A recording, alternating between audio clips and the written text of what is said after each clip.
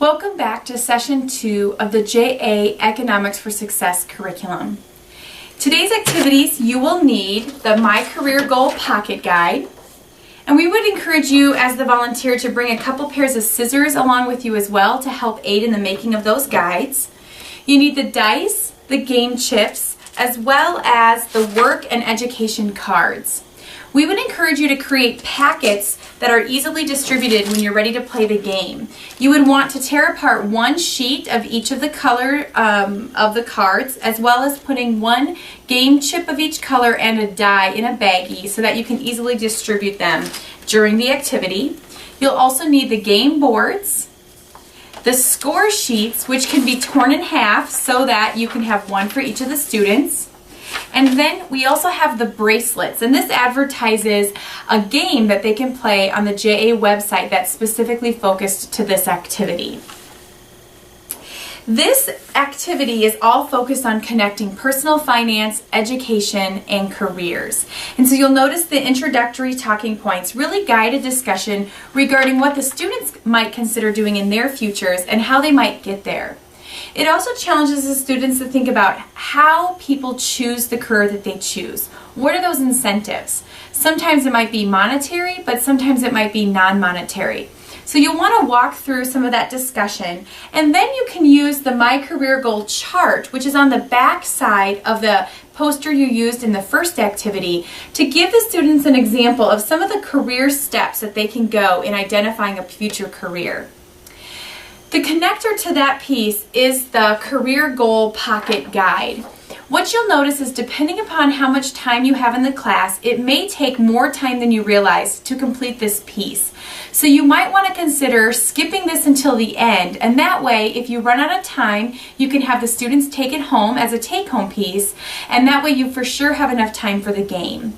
If you do have time to complete it, what you'll want to do is have the students first of all tear off this side margin. Then their next task is to fold the guide on all of the dotted lines.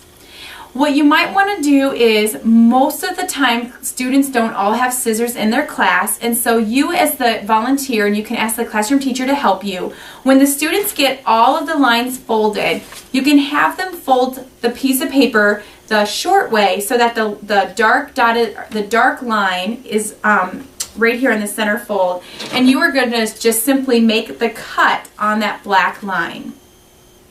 Then once all of the students have that much accomplished, you are going to have them make it so that the opening is on the top, and they're simply going to fold in. They're going to take the fold on the top, they're just going to simply pinch it in, and then they're going to fold it all together. And they might need to rearrange it, but that is how you get the pocket guide. And this corresponds with the steps that they can be thinking through the career goals. So if you have time, you can have the students complete those pieces. If you want to, fast forward and keep this for the end of the activity. That might work as well. That way you can ensure that there's enough time for the gameplay and then the debriefing of the game as well. This is a great little tool that they can take with them, whether they do it at home or if they do it at the end. But it's just a great guide that they can reference.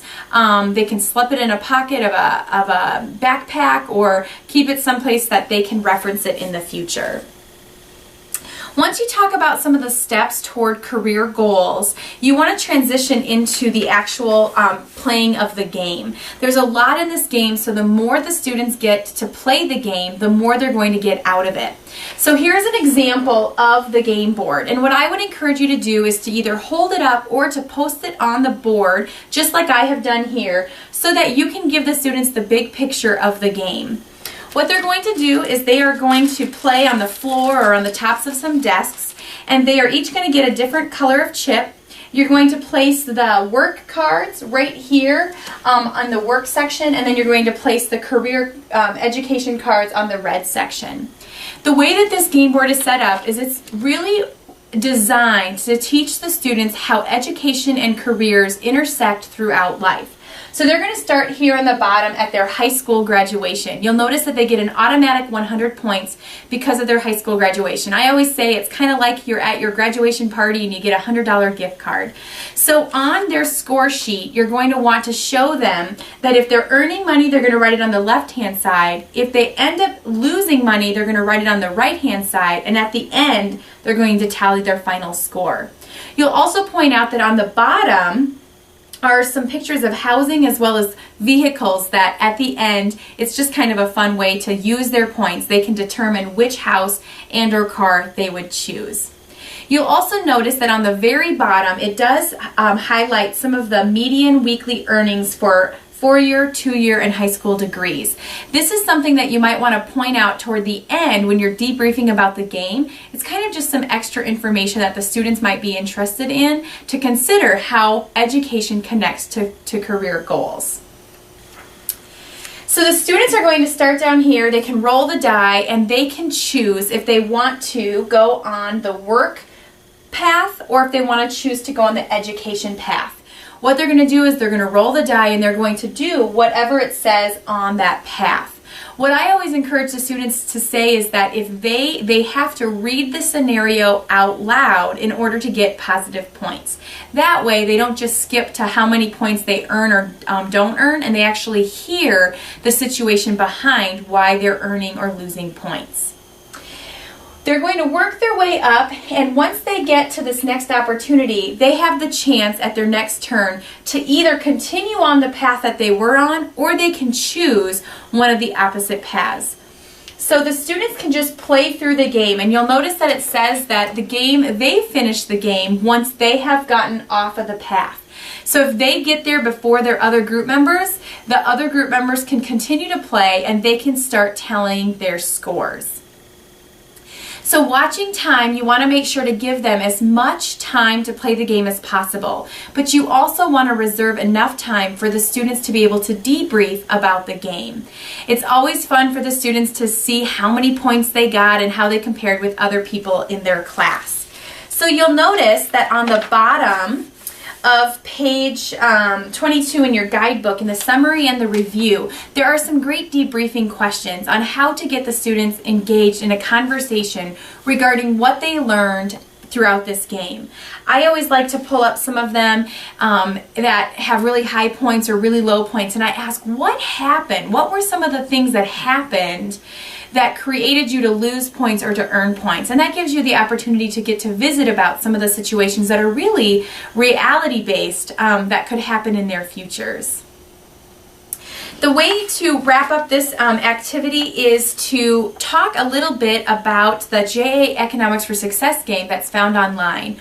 We would encourage you to go to this before you go into the classroom so you have a little bit of an idea of how that game is played. If you have smartboard technology or an interactive whiteboard in your classroom, please feel free to pull it up and to show the students how they can play this game at home with their friends or with their family. It's just an extra piece that links them to technology, but it's an educational piece that they can enjoy as well. These are just a fun take-home piece that the students can enjoy as they go forward. If you didn't already, make sure to touch base just a tiny bit about the very bottom portion of their scorecard, which is the 4-year, 2-year, and high school degree. Help them understand that a lot of times the more schooling you have, the higher paying job that you get. And that's partially just because of the schooling and the technical pieces that go into it. But no matter what, you always want to make sure to emphasize that students need to create, to think about their career and what they hope to do and what's best for them. Success isn't necessarily a high school, 2-year, or 4-degree program. It's not that you're successful if you reach a master's degree. Success is what's best for you, and so you want to make sure to talk to the students a little bit about that. You want to do what's best for you and your career opportunities, and you also want to make sure to tell the students that there are means in which they can get financial support if they do desire to go to college but maybe don't have the financial means to get there. You can talk to them about scholarships and grants and other federal aid that might be available to them. It's always great to remind them that often their school counseling department have great resources for them to utilize. Enjoy session 2.